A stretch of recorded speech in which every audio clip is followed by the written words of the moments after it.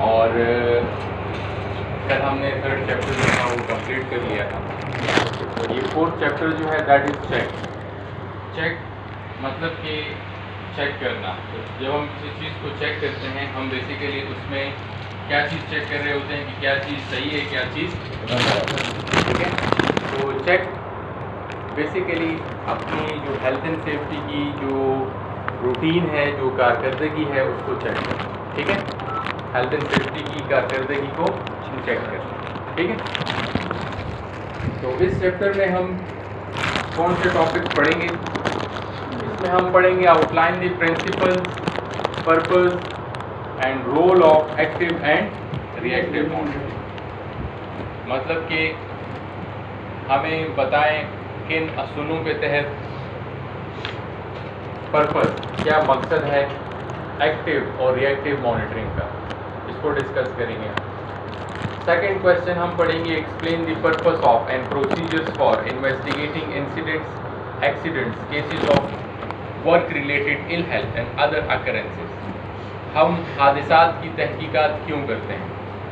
हम हादिसात की तहकीकात क्यों करते हैं, उसका रीज़न बताएं। थर्ड क्वेश्चन हम पढ़ेंगे legal and organisational requirements for recording and reporting incidents. जब भी हादसा हो जाता है, जब भी कोई हादसा हो जाता है तो उसको हम कैसे रिकॉर्ड करेंगे और उसको हम कैसे रिपोर्ट करेंगे। तो रिकॉर्ड एंड रिपोर्ट ये हम डिस्कस करेंगे, ठीक है। Explain the purpose of and procedures for health and safety auditing. Health and safety audit को करने का क्या मकसद है, हेल्थ एंड सेफ्टी ऑडिट को करने का क्या प्रोसीजर है, ये भी हम डिस्कस करेंगे। And explain the purpose of and procedures for regular reviews of health and safety performance. Health and safety performance, अब हेल्थ एंड सेफ्टी की जो कारकर्दगी है उसको हम कैसे रिव्यू करते हैं, कैसे हम उसको चेक करते हैं, ठीक है। तो ये हम पढ़ेंगे। तो सबसे पहले फर्स्ट क्वेश्चन पढ़ते हैं active and reactive monitoring. Active and reactive monitoring. तो एक्टिव एंड रिएक्टिव मॉनिटरिंग किसे कहते हैं, इसको डिस्कस करते हैं, ठीक है। ये बोले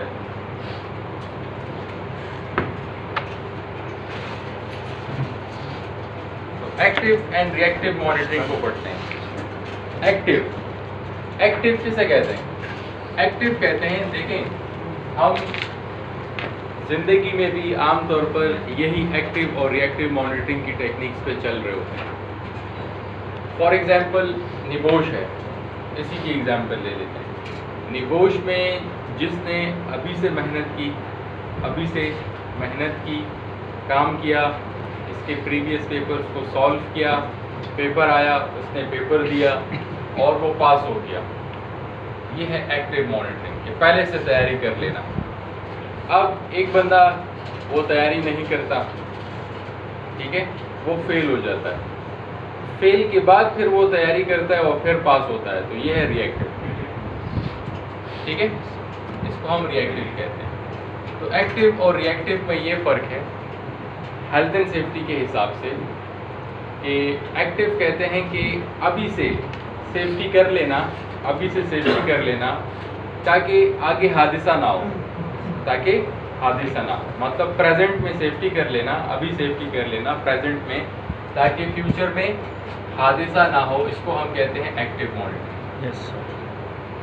जबकि रिएक्टिव मॉनिटरिंग कहते हैं कि हादसा हो गया है, उसके बाद सेफ्टी करना, ये है रिएक्टिव मॉनिटरिंग। क्लियर है आपको? आसान सी डेफिनेशन है कि बिफोर एक्सीडेंट जो हम सेफ्टी करते हैं वो एक्टिव है, आफ्टर एक्सीडेंट जो हम सेफ्टी करते हैं वो क्या है, रिएक्टिव। तो what is active? Ensure health and safety standards are correct and being met before accidents are caused. ये देखना कि हेल्थ एंड सेफ्टी के जो स्टैंडर्ड्स हैं, हेल्थ एंड सेफ्टी का जो मयार है वो करेक्ट है और हादसात के होने से पहले हम प्रॉपर सेफ्टी कर रहे हैं, ये चेक करना, ये क्या कहलाता है? जिससे हमें अपनी प्रोग्रेस का पता लगता जाएगा कि हम इस हफ्ते ये कर रहे हैं, तो हादसा नहीं हो रहे, मतलब हमारी प्रोग्रेस बढ़ रही है। इसी तरह जब हादसात के बाद जब हम सेफ्टी करते हैं तो फिर उसको हम क्या कहते हैं, रिएक्टिव। मतलब using accident, incident and ill health data to highlight areas of concern. मतलब कि एक्सीडेंट हो गया है, एक बंदा बीमार हो गया है, फिर उसके बाद उसका डेटा कलेक्ट करना, उसकी वजह को जानना कि ये हादसा क्यों हुआ है, फिर उसके बाद सेफ्टी करना, ये कहलाता है रिएक्टिव। और इससे हमें किस चीज़ का पता लगता है, इससे हमें अपनी गलतियों का पता लगता है कि हादसा हुआ है तो क्या गलती थी हमारी, तो हमें अपनी गलतियों का अंदाज़ा पता लगता है। ठीक है, क्लियर है? ये हम अभी पढ़ेंगे आगे। ठीक है, इसमें आएगा, इसी चैप्टर में। तो एक है एक्टिव और एक है रिएक्टिव। दोनों का फर्क आपको पता लग गया होगा कि दोनों में क्या फर्क है। अब हम एक्टिव मॉनिटरिंग को थोड़ा डिटेल में पढ़ते हैं। एक्टिव मॉनिटरिंग को, तो एक्टिव मॉनिटरिंग की एग्जांपल्स क्या हैं, वो क्या तरीक़ेकार हैं जो कि हम अभी प्रेजेंट में कर रहे होते हैं, वो क्या प्रोसीजर्स हैं जो कि हम अभी कर रहे हैं ताकि फ्यूचर में हादसा ना हो। तो ऑर्गेनाइजेशंस में सेफ्टी इंस्पेक्शंस हो रही होती हैं, तो सेफ्टी इंस्पेक्शंस प्रॉपर इंटरवल पे हो रही होती हैं, हफ्ते महीने में हो रही होती हैं। किस लिए हो रही होती हैं, ताकि फ्यूचर में हादसा ना हो। तो सेफ्टी इंस्पेक्शन जो है, सेफ्टी इंस्पेक्शन ये किसकी एग्जांपल है, एक्टिव मॉनिटरिंग की एग्जांपल है, क्योंकि ये हम डेली रूटीन में कर रहे होते हैं। सेफ्टी सैम्पलिंग हम डेली रूटीन में कर रहे होते हैं ताकि फ्यूचर में हादसा ना। सेफ्टी सर्वे हम डेली रूटीन में कर रहे होते हैं ताकि फ्यूचर में हादसा ना हो। सेफ्टी टूर हम डेली रूटीन में कर रहे होते हैं ताकि फ्यूचर में हादसा ना हो। हेल्थ सर्वेलेंस हम कर रहे होते हैं ताकि फ्यूचर में कोई बंदा बीमार ना हो। बेंचमार्किंग हम कर रहे होते हैं ताकि फ्यूचर में हम एक स्टैंडर्ड तरीक़ेकार से चलें ताकि कोई हादसा ना हो। तो बेसिकली हम अगर ये कहें कि एक्टिव मॉनिटरिंग क्या है, तो एक्टिव मॉनिटरिंग ये है कि हम अभी से सेफ्टी कर लें ताकि फ्यूचर में हादसा ना हो। तो कोई आपसे अगर पूछे कि अच्छा मुझे एक्टिव मॉनिटरिंग की एग्जांपल्स बताएं कि क्या हम प्रेजेंट में कर रहे होते हैं, क्या हम डेली रूटीन में कर रहे होते हैं ताकि फ्यूचर में हादसा ना हो, तो हम डेली रूटीन में क्या कर रहे होते हैं, हम सेफ्टी इंस्पेक्शंस कर रहे होते हैं, हम safety sampling, safety survey, safety tour, health surveillance, benchmarking कर रहे होते हैं। ठीक है, तो basically they are examples of active monitoring. तो सेफ्टी इंस्पेक्शन मीन्स कि किसी चीज़ को इंस्पेक्ट करना, चेक करना, तो हम डेली रूटीन में ये कर रहे होते हैं। तो हम क्या चीज़ें चेक कर रहे होते हैं, एग्जामिनेशन ऑफ वर्क प्लेस, जगह को चेक कर रहे होते हैं। हम स्टैट्यूटरी इंस्पेक्शन, कानून की मदद से इंस्पेक्शंस कर रहे होते हैं। प्लांट एंड मशीनरी को चेक कर रहे होते हैं। प्री यूज चेक्स, किसी भी चीज़ को इस्तेमाल करने से पहले उसको चेक करते हैं। प्री यूज, इस्तेमाल करने से प्री, पहले। ठीक है, तो ये हम कर रहे होते हैं, इसको हम क्या कहते हैं, सेफ्टी इंस्पेक्शन। ठीक है, तो क्या हम इंस्पेक्शन के लिए हादसे का इंतज़ार करते हैं कि हादसा होगा तो तब हम इंस्पेक्शन करेंगे? नहीं, वो हम रूटीन में कर रहे होते हैं, चाहे हादसा हो या ना हो, हम रूटीन में ये चीज़ें कर रहे होते हैं। ठीक है, क्लियर है? इसी तरह हम सेफ्टी सैम्पलिंग भी रूटीन में कर रहे होते हैं। सैंपल, आमतौर पर सैंपल किसे कहते हैं? वो तो सिंपल होता है। सैंपल, सैंपल इसको कहते हैं कि फॉर एग्जांपल आप दुकान पे जाते हैं, आप कहते हैं यार मैंने फॉर एग्जांपल टमाटर खरीदने, फॉर एग्जांपल, तो आप टमाटर बहुत ज़्यादा वो दुकान में होंगे, आप क्या करेंगे, 2-3 टमाटरों को चेक करेंगे, आप कहेंगे यार ये ठीक है, तो बस मतलब है कि ये सारे टमाटर क्या है, सही, इस तरह है कि नहीं। इसी तरह साइट पे भी, वर्क प्लेस पे भी हम क्या करते हैं, अब पूरी साइट को तो 1 बाय 1 एक एक चीज़ नहीं चेक कर सकते ना, तो हम क्या करते हैं, हम पूरी साइट में, फॉर एग्जांपल पूरी साइट है, हम कहते हैं यार ये फर्स्ट फ्लोर चेक कर लेंगे, अगर फर्स्ट फ्लोर सही हुआ इसका मतलब है कि सारी बिल्डिंग जो है वो सेफ है। ठीक है, तो इसको हम सैम्पलिंग कहते हैं। ठीक है, तो रिप्रेजेंटेटिव सैंपल टू जज कंप्लायंस, हम क्या करते हैं, पूरी जगह को चेक करने की बजाय एक छोटी सी जगह सेलेक्ट करके उसको चेक कर लेते हैं, सैंपल कर लेते हैं। अगर वो जगह सही है तो इसका मतलब है कि पूरी जगह सही है। तो इस पे टाइम ज़्यादा लगेगा कि कम लगेगा? कम लगेगा। ठीक है, सेफ्टी सर्वे, सेफ्टी सर्वे किसे कहते हैं? सेफ्टी सर्वे कहते हैं कि जब आप detailed examination of one issue और टॉपिक, जब आप एक ही इशू को, एक ही टॉपिक को डिटेल में डिस्कस कर रहे हो, इसको हम क्या कहते हैं, सेफ्टी सर्वे। फॉर एग्जांपल आप ये जानना चाहते हैं कि कितने वर्कर्स साइट पे ऐसे हैं, कितने वर्कर्स साइट पे ऐसे हैं जिनको ड्राइविंग करना नहीं आती। तो ये आप क्या कर रहे हैं, सिर्फ एक इशू को डिस्कस कर रहे हैं ना, ड्राइविंग को। तो ये क्या है, सेफ्टी सर्वे। जिस तरह पाकिस्तान में सर्वे होता है कि कितने बच्चे ऐसे हैं जो कि फॉर एग्जांपल पोलियो का शिकार है, तो ये हमने एक ही बीमारी को टारगेट किया हुआ है, पोलियो, ठीक है। तो इसी तरह जब हम एक ही चीज़ को साइट पे टारगेट करते हैं कि कितने वर्कर्स ऐसे हैं जिनको ड्राइविंग करना नहीं आती, कितने वर्कर्स ऐसे हैं फॉर एग्जांपल जिनकी आई साइट कमज़ोर है, कितने वर्कर्स ऐसे हैं जो कि डिसेबल्ड हैं, माजूर हैं। तो जब हम इन्हीं चीज़ों को डिस्कस कर रहे होते हैं तो इसको हम क्या कहते हैं, सेफ्टी सर्वे। कि जब आप सिर्फ एक टॉपिक, एक इशू को डिटेल में डिस्कस कर रहे हो, ठीक है। हेल्थ एंड सेफ्टी की सर्वे अलग है, मतलब डिफरेंट है। जैसे कि हम साइट पे जाके सर्वे करते हैं, वो सर्वे अलग है, वो वो इंजीनियरिंग सर्वे होता है, जी। ठीक है। ये हेल्थ एंड सेफ्टी के लिए, ठीक है। Thank you. मिसाल के तौर पर हम ये सर्वे करते हैं कि यार कितने वर्कर्स फॉर एग्जांपल ऐसे हैं जिनके साथ एक ख़ास किस्म की फॉर एग्जांपल डिसेबिलिटी, जी सर। तो ये हम चेक कर रहे होते हैं। तो वो फिर क्या कहलाता है, safety survey. Safety tour. Safety tour किसे कहते हैं, तो टूर आमतौर पर किसे कहते हैं, सर टूर घूमना या घूमना, चक्कर लगाना। तो इसी तरह जब हम साइट का टूर लगाएंगे, साइट का चक्कर लगाएंगे, तो इसको हम क्या कहते हैं, safety tour. High profile inspection by जितने भी मैनेजर्स होते हैं, डायरेक्टर्स होते हैं, ये तो ज़्यादा टाइम नहीं लगा सकते, तो ये क्या करते हैं, ये बस साइट का एक चक्कर लगा लेते हैं। तो ये देख रहे होते हैं कि वर्कर्स कैसे काम कर रहे हैं, उनका बिहेवियर चेक कर रहे होते हैं, उनका तरीक़ेकार चेक कर रहे होते हैं। तो इसको हम क्या कहते हैं, सेफ्टी टूर। सेफ्टी टूर, ठीक है। तो यहाँ तक समझ आ गई आपको। हेल्थ सर्वेलेंस को पढ़ते हैं। What is health surveillance? Health surveillance किसे कहते हैं? तो हेल्थ सर्वेलेंस कहते हैं कि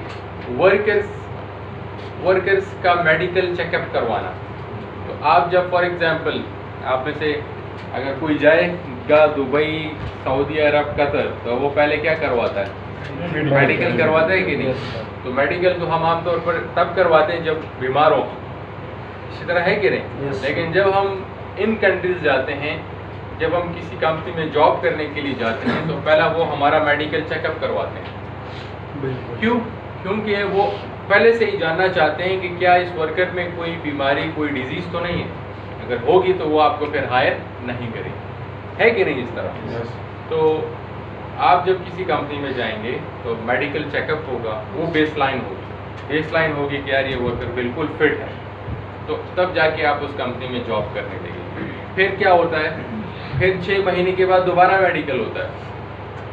जो इंटरनेशनल मल्टीनेशनल कंपनीज होती हैं वो 6 महीने के बाद दोबारा मेडिकल चेकअप करती हैं। इसका ये मतलब नहीं है कि आप बीमार हैं, वैसे ही करती है। फिर दोबारा से चेक करती है कि अच्छा ये वर्कर सेट है, फिर 6 महीने के बाद दोबारा करती है।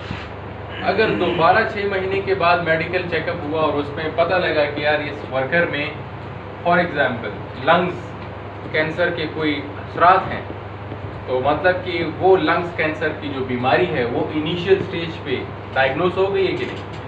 इनिशियल स्टेज पे डायग्नोस हो गई, तो उसको जल्द से जल्द उस वर्कर को फिर मेडिकल ट्रीटमेंट करवा के वो बीमारी ख़त्म हो गई।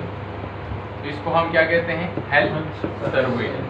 तो मॉनिटरिंग वर्कर हेल्थ, ये भी एक प्रोएक्टिव मेजर है कि हम पहले से ही बीमारी को चेक कर रहे होते हैं कि अगर फैल रही है तो हम उसी टाइम पे उसको कंट्रोल करें।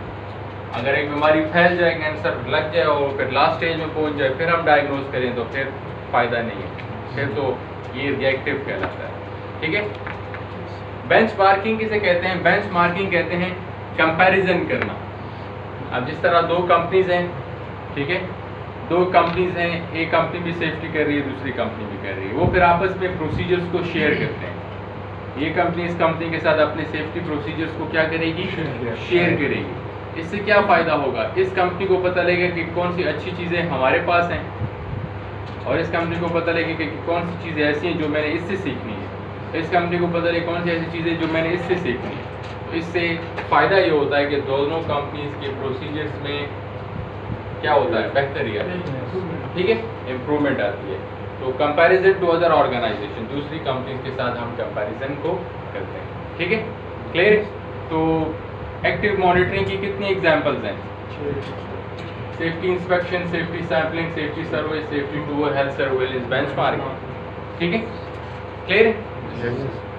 समझ में आ गई है? Yes sir. तो हम एक्टिव मॉनिटरिंग को पढ़ रहे हैं। तो इसमें जो फर्स्ट एग्जांपल है सेफ्टी इंस्पेक्शन, सेफ्टी इंस्पेक्शन को थोड़ा सा यहाँ पे एक्सप्लेन भी किया गया है कि जब आप सेफ्टी इंस्पेक्शन करते हैं तो आप क्या चीज़ें देखते हैं। एक जगह की आप इंस्पेक्शन कर रहे हैं तो आप उसमें क्या चीज़ें देखेंगे? ठीक है, तो आप उसमें देखेंगे टाइप ऑफ इंस्पेक्शन, किस किस्म की इंस्पेक्शन है ये, आया ये कानून के मुताबिक करनी है या कंपनी की पॉलिसी के मुताबिक करनी है।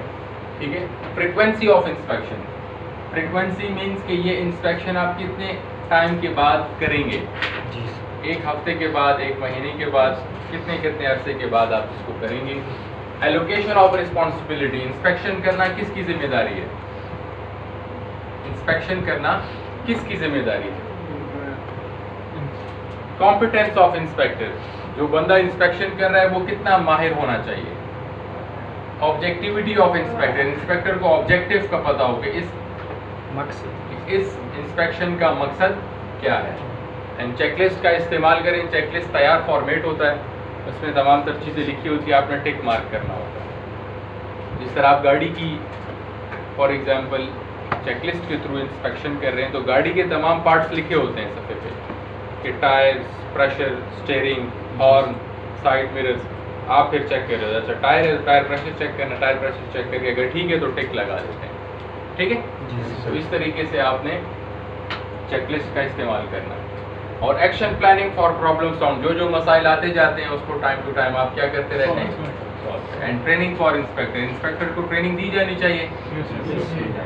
ठीक है, तो फॉर एग्जांपल यहाँ पे आप करते हैं एक बैंक के हेड ऑफिस की इंस्पेक्शन, एक बैंक के हेड ऑफिस की इंस्पेक्शन। तो पर्पस क्या है, ऑब्जेक्टिविटी क्या है, पर्पस या ऑब्जेक्टिव क्या है? Monitor health and safety standard, हमने हेल्थ एंड सेफ्टी के स्टैंडर्ड्स को चेक करना है, ये हमारा मकसद है। फ्रीक्वेंसी क्या होनी चाहिए? मंथली, मतलब कि कब होनी चाहिए ये इंस्पेक्शन? पर्सन रिस्पॉन्सिबल, कौन जिम्मेदार है? मैनेजर। एलोकेशन ऑफ रिस्क, किसकी जिम्मेदारी है इंस्पेक्शन करवाना?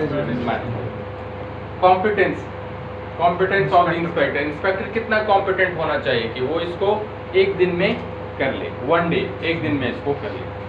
और चेकलिस्ट का इस्तेमाल करें, तैयार फॉर्मेट का इस्तेमाल करें, बिल्कुल करें। जनरल चेकलिस्ट का इस्तेमाल करें ताकि तैयार बस पार्ट्स लिखे हों और आप जल्दी जल्दी उसको कर लें। ठीक है, एंड फॉलो अप अरेंजमेंट्स भी होनी चाहिए, क्योंकि अब इंस्पेक्शन हुई है तो लाजमी बात है उसमें कोई ना कोई मिस्टेक तो होगी ना, या कोई ना कोई चीज़ आपने नोट डाउन की कि ये ठीक नहीं है तो उसके ऊपर एक्शन लेना चाहिए कि नहीं।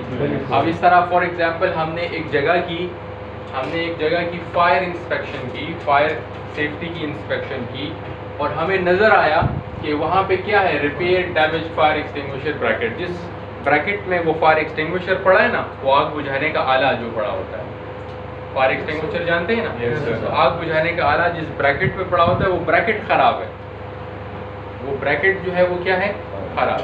तो इसको कौन ठीक करेगा और कितने टाइम में ठीक करेगा? 15 जुलाई।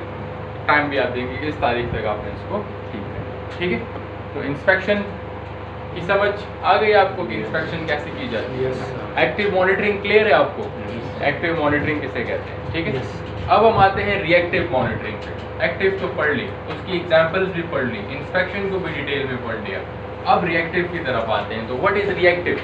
रिएक्टिव कहते हैं हादसात के होने के बाद, dealing with things that went wrong, जो मसाइल हो जाते हैं, जो नुकसान हो जाता है उसके बाद सेफ्टी करना, इसको हम क्या कहते हैं? रिएक्टिव। तो जब एक्सीडेंट्स हो जाएं, जब इंसिडेंट्स हो जाएं, जब लोग बीमार हो जाएं और मुख्तलिफ हादसात वाक़यात हो जाएं, उसके बाद हम सेफ्टी करें।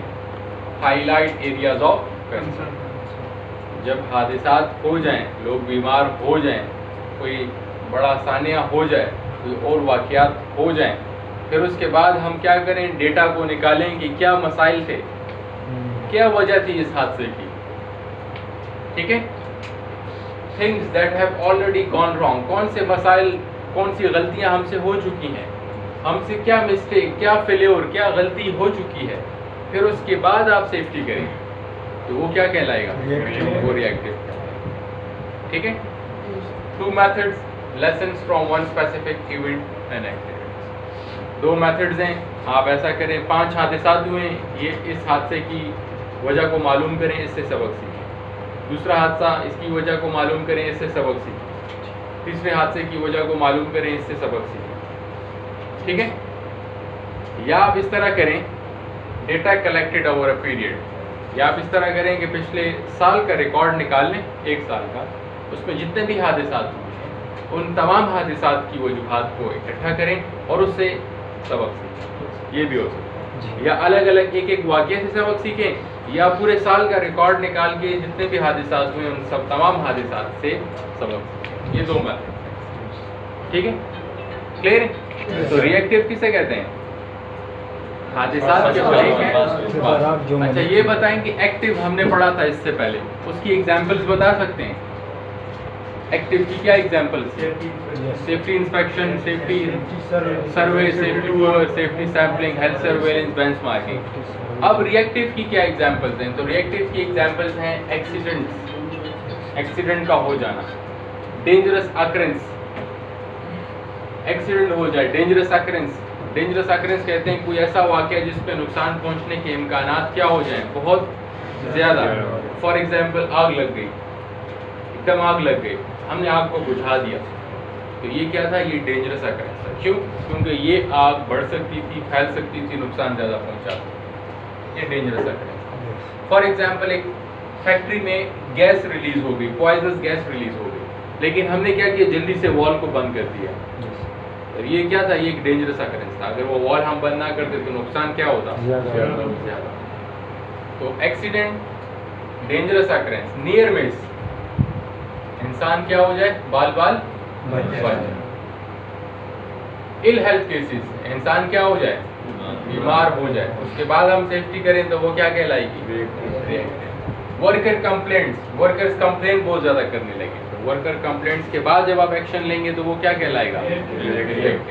इन्फोर्समेंट एक्शन हो जाए, कोई कानूनी कार्रवाई हो जाए, केस चल जाए, सिविल केस चल जाए, क्रिमिनल केस चल जाए, फिर उसके बाद आप सेफ्टी करें तो वो क्या कहलाएगा? रिएक्टिव। ठीक है, क्लियर है? तो ये किसकी एग्जांपल्स हैं? Active, dangerous occurrence, near miss, ill health, worker complaint, enforcement action. Reactive की एग्जांपल्स हैं। ठीक है। Assist in analysing trends and patterns, तो इससे हमें ट्रेंड्स एंड पैटर्न्स का भी पता लगता है। जब हम डेटा को कलेक्ट करेंगे ना, तो इससे हमें ट्रेंड एंड पैटर्न का पता लगेगा। ट्रेंड एंड पैटर्न क्या है? Trends, events over a period of time. Events, कौन से हादसा ज़्यादा हो रहे हैं? तो हमने पिछले साल का डेटा इकट्ठा किया, पिछले साल का हमने डेटा इकट्ठा किया, और फिर हमने देखा कि टोटल जो है वो 10 हादसात हुए हैं, और 10 हादसात में जो ट्रेंड है, ट्रेंड ये है कि इसमें 5 हादसात जो हैं वो स्लिप एंड ट्रिप के हुए हैं, 2 हादसात जो हैं वो फायर के हैं, 1 हादसा जो है वो इलेक्ट्रिकल का है, और 2 हादसात जो हैं वो फॉल फ्रॉम हाइट के हैं। तो ये क्या था? ये ट्रेंड है। तो कौन से हादसात सबसे ज़्यादा हैं? स्लिप एंड ट्रिप, वो 5 है। तो ट्रेंड स्लिप एंड ट्रिप का बहुत ज़्यादा चल रहा है। ठीक है, तो ये इवेंट्स कहलाते हैं, इवेंट्स। पैटर्न किसे कहते हैं? पैटर्न कहते हैं कौन सी इंजरीज ज़्यादा आ रही है। अब 10 हादसात हुए हैं, उसमें 10 वर्कर जख्मी हुए हैं फॉर एग्जांपल। अब 10 में से 3 जो को हेड इंजरी आई है, 2 को आर्म इंजरी आई है, ठीक है, 5 को फुट इंजरी आई है। तो मतलब कि फुट इंजरी के पैटर्न ज़्यादा है 5, इसके बाद हेड इंजरी 3 वर्कर्स को आई है, उसके बाद फिर हेड इंजरी का पैटर्न है, फिर उसके बाद 2 वर्कर्स को आर्म इंजरी आई है, तो 2 बंदों को आर्म का पैटर्न। ठीक है, तो इस तरीके से आप पैटर्न और इवेंट्स को भी जान सकते हैं। तो ये किसकी एग्जांपल्स हैं? 1 2 3 4 5। इसके अलावा एक्सीडेंट रेट, ये भी किसकी एग्जांपल है? रिएक्टिव। इसके अलावा इन्फोर्समेंट एक्शन, कानूनी कार्रवाई हो जाए उसके बाद आप सेफ्टी करें, रिएक्टिव एक्शन। सिविल क्लेम्स, ये भी हो जाए, केस चल जाए, फिर उसके बाद आप सेफ्टी करें, तो ये क्या हो गया, ये किसकी एग्जाम्पल होगी, ठीक है। तो देखें, an organisation has two sites carrying out similar operation, दो साइट्स हैं, सेम काम हो रहा है।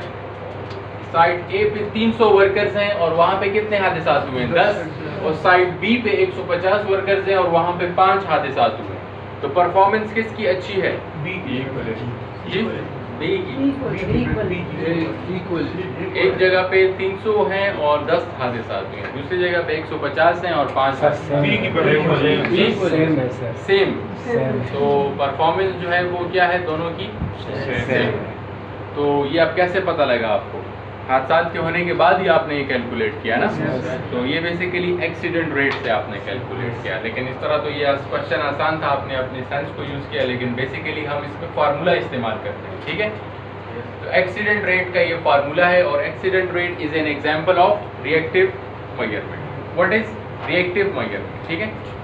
तो accident incidence rate, accident incidence rate, accident per 1000 workers. तो देखें, मैं आपको समझाता हूँ, accident incidence rate is equal to number of accidents during a specific period. कितने जो है एक्सीडेंट्स हुए हैं, कितने एक्सीडेंट्स हुए हैं, divided by average number of workers during the same period, कितने एवरेज लोगों ने काम किया है, मल्टीप्लाई बाय 1000।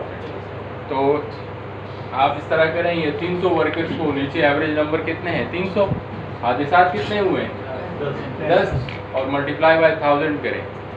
तो इससे जो आंसर आएगा वो सेम टू सेम होगा।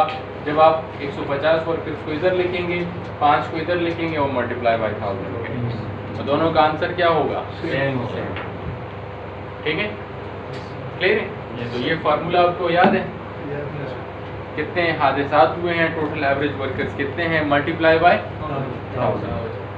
1000 से क्यों मल्टीप्लाई करते हैं जी, ये एक स्टैंडर्ड है। जिस तरह परसेंटेज में हम किससे मल्टीप्लाई करते हैं, 100 से, तो उसका फ़ायदा क्या होता है कि हमें 100 में वो चीज़ मिल जाती है। इसी तरह हम इसमें मल्टीप्लाई करते हैं 1000 के साथ, ताकि हमें 1000 में वो चीज़ मिले। अब किसी कंपनी में 50 वर्कर्स होंगे, किसी कंपनी में 10,000 होंगे, किसी कंपनी में 200 होंगे, तो मीन्स के हम फिर उसका कंपैरिजन कैसे करेंगे, जब हम 1000 के साथ मल्टीप्लाई करेंगे तो हमें एक्यूरेट रिजल्ट आ जाएगा। ठीक है, क्लियर है। Enforcement action, enforcement action means कानूनी कार्रवाई हो जाए, क्रिमिनल केस चल रहे, तो often required during pre tender qualification. ये जो अक्सर वर्क कॉन्ट्रैक्टर टेंडर भरता है तो उसमें ये चेक किया जाता है इसके ऊपर कोई केस तो नहीं है। Civil claims, total cost of claims can be calculate. Claims को हम कैलकुलेट करते हैं, जितनी आप एडवर्टाइजमेंट ज़्यादा करेंगे। सिविल क्लेम जानते हैं किसे कहते हैं, सिविल क्लेम कि हादसे के दौरान एक वर्कर जख्मी हो जाए, तो वो वर्कर तो कंपनी के लिए काम कर रहा था, अपने लिए तो काम नहीं कर रहा था, तो अब वो बंदा जख्मी हो गया तो वो क्या करेगा, कंपनी पे केस करेगा। इस कंपनी में काम करने की वजह से मैं जख्मी हुआ हूँ और इस कंपनी को चाहिए कि अब तो मैं काम नहीं कर सकता, माजूर हो गया हूँ, अब मुझे कंपनी क्या दे, पैसे दे। तो इसको हम क्या कहते हैं, सिविल क्लेम। ठीक है, तो जितना आप एडवर्टाइजमेंट ज़्यादा करेंगे, जितनी आप एडवर्टाइजमेंट ज़्यादा करेंगे, वर्कर्स को बताएंगे कि आप क्लेम कर सकते हैं, आप क्लेम कर सकते हैं, आप क्लेम कर सकते हैं, तो क्लेम्स बढ़ेंगे या कम होंगे, बढ़ेंगे। ठीक है। डिससेटिस्फैक्शन विद ऑर्गेनाइजेशन, अगर वर्कर्स खुश नहीं हैं कंपनी से तो सिविल क्लेम्स बढ़ेंगे या कम होंगे, बढ़ेंगे। ठीक है। अगर हम उसको ट्रेन करते हैं, वर्कर्स को पहले ट्रेन देते हैं और फिर साइन भी लेते हैं आई थिंक लास्ट में, तो फिर अगर वो जख्मी हो गया तो फिर तो उसका क्लेम नहीं चलेगा। फिर भी आपने सुपरविजन तो नहीं की ना, हाँ, तो उसमें भी एम्प्लॉयर लायबल कि वो सुपरविजन तो करे ना। ठीक है, उसकी गलती है, लेकिन वो फिर गलती अगर आपकी पहले, अगर आप साइन ना लेते तो 100%, साइन ले लिया तो अभी भी आपकी 50% गलती फिर भी है। अगर सुपरविजन कर लेते उसके बाद सुपरविजन होती तो फिर तो मसला ही ना होता, फिर तो आप उसको रोक लेते ना। सुपरविजन होती तो फिर तो आप उसको रोक लेते ना कि यार ना करो, ये काम हादसा हो जाएगा। मतलब कर सकता है वो, हाँ, फिर भी कर सकते हैं। ठीक है। तो रिएक्टिव मॉनिटरिंग किसे कहते हैं, हादसात के होने के बाद। और इसकी एग्जांपल्स क्या हैं, Accident, dangerous occurrence, health cases, worker complaints, enforcement action. Accident rate, enforcement action, civil claims. ठीक है, ये किसकी एग्जांपल्स हैं? Reactive monitoring. So what is meant by active monitoring? Active monitoring किसे कहते हैं? अभी से सेफ्टी कर लेना ताकि फ्यूचर में हादसा ना हो। रिएक्टिव मॉनिटरिंग किसे कहते हैं? रिएक्टिव मॉनिटरिंग कहते हैं कि आफ्टर एक्सीडेंट, हम हादसे के बाद जब हम सेफ्टी करें। एग्जांपल्स क्या है एक्टिव मॉनिटरिंग की? Safety tour, safety inspection, safety sampling, health surveillance, benchmark. What topics? हम वर्क प्लेस इंस्पेक्शन में किन किन चीज़ों की इंस्पेक्शन कर रहे होते हैं? हम फायर की कर रहे होते हैं, हाउसकीपिंग की कर रहे होते हैं, केमिकल्स की कर रहे होते हैं, ठीक है। और एक्सीडेंट रेट्स का क्या फ़ायदा है? ये एक्सीडेंट रेट्स के जो हम, तो इसका हमें ये फ़ायदा मिलता है कि हमें ट्रेंड एंड पैटर्न का पता लग जाता है, ठीक है, क्लियर? तो नेक्स्ट टॉपिक जो है वो है इन्वेस्टिगेटिंग इंसिडेंट्स का, कि हम हादसात की तहकीकात कैसे करेंगे, ठीक है, हम हादसात की तहकीकात कैसे करेंगे। तो इन्वेस्टिगेशन में सबसे पहले तो हम ये पढ़ते हैं कि हम तहकीकात करते क्यों हैं, हम तहकीकात क्यों करते हैं। एक हादसा तो हो गया, एक नुकसान हो गया, तो फिर उसकी तहकीकात को करने का क्या फ़ायदा? तो रीज़न ये है, आइडेंटिफाई दी कॉज। हम इसलिए तहकीकात करते हैं ताकि हमें किस चीज़ का पता लगे? कॉज का पता लगे। कॉज मीन्स वजह का पता लगे। हम इसलिए तहकीकात करते हैं ताकि हमें किस चीज़ का पता लगे? वजह का पता लगे ना, कि ये हादसा क्यों हुआ था, प्रिवेंट रिकरेंस, ताकि ये हादसा दोबारा ना हो, इसलिए हम तहकीकात करते हैं। इसलिए भी हम तहकीकात करते हैं ताकि हमारे पास क्या आ जाए? एविडेंस आ जाए, सबूत आ जाए, ताकि हमारे पास एविडेंस आ जाए, सबूत आ जाए, ताकि हम किसी को बता सकें, पुलिस आए तो उसको भी बता सकें ये हमारे पास सबूत। लीगल रीजन, हम इसलिए भी तहकीकात करते हैं क्योंकि कानून में है, ये कानून में लिखा है कि जब भी कोई हादसा हो जाए उसकी तहकीकात आपने करनी। एंड इंश्योरेंस पर्पस, इसके लिए भी आप तहकीकात करते हैं। इंश्योरेंस पर्पस इसका मतलब ये है कि देखें, बाहर ममालिक में तो कंपनीज इंश्योर्ड होती हैं ना, तो आपने इंश्योरेंस क्लेम करनी होगी, आपकी कंपनी ने इंश्योरेंस क्लेम करनी होगी, तो आपको कंपनी तब ही इंश्योरेंस के पैसे देगी जब आप उसको क्या दिखाएंगे? मीन्स की इन्वेस्टिगेशन रिपोर्ट, आप उसको इन्वेस्टिगेशन रिपोर्ट करें। और जब हादसा होता है तो वर्कर्स का मोरल क्या होगा? अप होगा कि डाउन होगा? डाउन होगा। तो जब आप तहकीकात शुरू कर देंगे तो वर्कर्स की समझ में आ जाएगा कि यार कंपनी जो है वो कर रही है तहकीकात, कोशिश कर रही है कि इस तरह के हादसा दोबारा ना हो, तो उनका मोरल फिर दोबारा से क्या हो जाएगा? ठीक है। डिसिप्लिनरी पर्पसेस के लिए जब भी हादसा होता है तो वहाँ पे लड़ाई झगड़े भी शुरू हो जाते हैं। मैनेजर वर्कर को कह रहा होगा कि ये तुमने किया है, वर्कर मैनेजर को कह रहा होगा कि आपने इनको मना नहीं किया, और एक दूसरे के ऊपर इल्ज़ाम तराशी जो है वो क्या हो जाती है? शुरू हो जाती है कि नहीं? इसलिए डिसिप्लिन को लाने के लिए, डिसिप्लिनरी पर्पसेस के लिए आपने क्या करनी होगी? Investigation. And to update risk assessment, risk assessment को अपडेट करने के लिए भी आपने क्या करनी होगी? इन्वेस्टिगेशन, ठीक है। क्योंकि रिस्क असेसमेंट हम किसे कहते हैं? खतरात को पहचानना, जायजा लेना, कंट्रोल करना। तो उसके बाद भी अगर हादसा हो गया है, इसका तो ये मतलब कि हमने रिस्क असेसमेंट में खतरात को सही तरीके से नहीं कंट्रोल किया था। तो फिर आपने जब इन्वेस्टिगेशन कर ली है तो फिर रिस्क असेसमेंट में भी उस तरीके से आप क्या लेके आएंगे? अपडेट करेंगे, ठीक है। And to discover trends, trends को जानने के लिए भी आप तहकीकात करते हैं। तो ट्रेंड किसे कहते हैं? अभी हमने डिस्कस भी किया था, हाँ, कि मीन्स कि कौन से हादसात ज़्यादा हो रहे हैं, which type of accidents are happening most frequently, slip and trip, electric shock, manual handling, ठीक है, मस्कुलोस्केलेटल डिसऑर्डर्स, कौन से हादसात ज़्यादा हो रहे हैं? तो इसको हम क्या कहते हैं? ट्रेंड। ये हमें किस चीज़ से पता लगेगा? एक्सीडेंट इन्वेस्टिगेशन, ठीक है। अब शुरू में एक ब्रदर ने सवाल किया था कि एक्सीडेंट और इंसिडेंट में क्या फ़र्क है, ठीक है। तो उसका आंसर यहाँ पे है कि देखें, इंसिडेंट जो है, इंसिडेंट का लफ्ज़ जब भी आए ना, इंसिडेंट का लफ्ज़ जब भी आए तो आपके माइंड में आना चाहिए वाक़ियात। तो इंसिडेंट मीन्स वाक़ियात। अब वाक़ियात तो मुख्तलिफ किस्मों के होते हैं, वाक़ियात मुख्तलिफ किस्मों के होते हैं। तो इंसिडेंट मीन्स वाक़ियात, और इंसिडेंट की टाइप्स हैं। वाक़यात की किस्में हैं, इंसिडेंट की टाइप्स हैं, वाक़यात की किस्में हैं। अब वो वाक़या जिसमें इंसान का जानी और माली नुकसान हो जाए, जानी और माली नुकसान हो जाए, जानी मतलब ज़ख्मी हो जाए, डेथ हो जाए, माली नुकसान हो जाए, सामान ख़राब हो जाए, गाड़ी ख़राब हो जाए, इस तरह कुछ, तो वो वाक़या क्या कहलाएगा?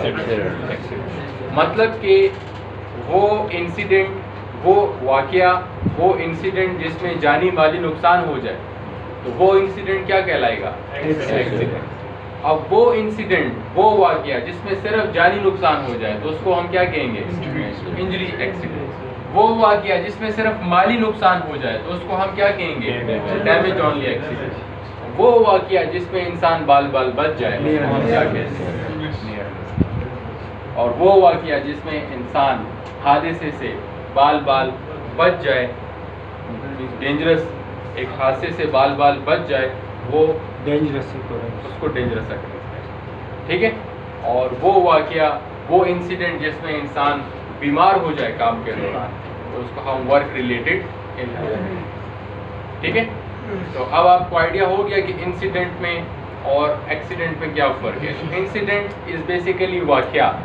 अब इंसिडेंट की टाइप्स हैं accident, injury accident, damage only accident, near miss, dangerous occurrence and work related.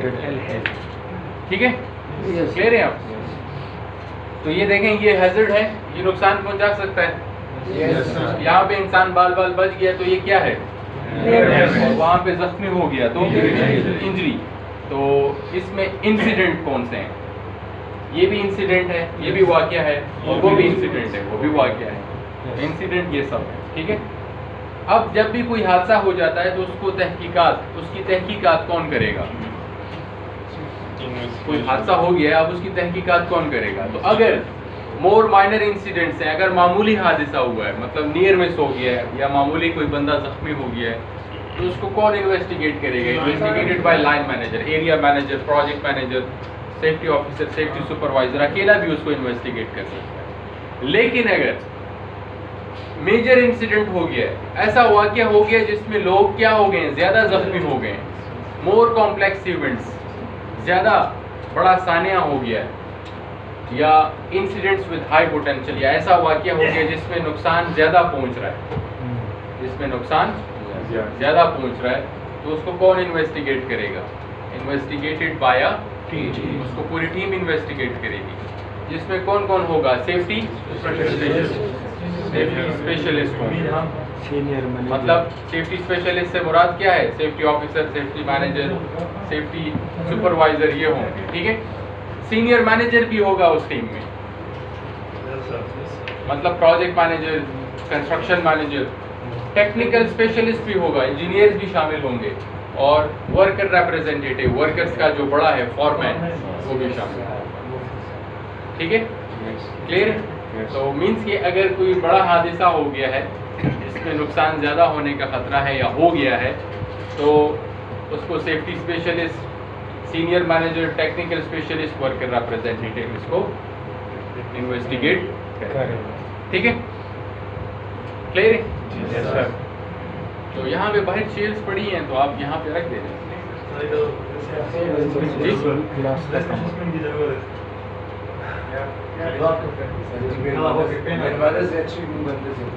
बिल्कुल अच्छे रब देखो आगे।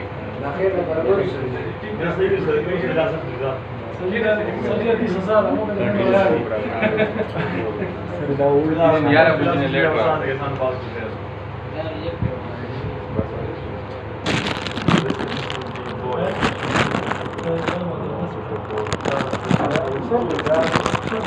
रहा।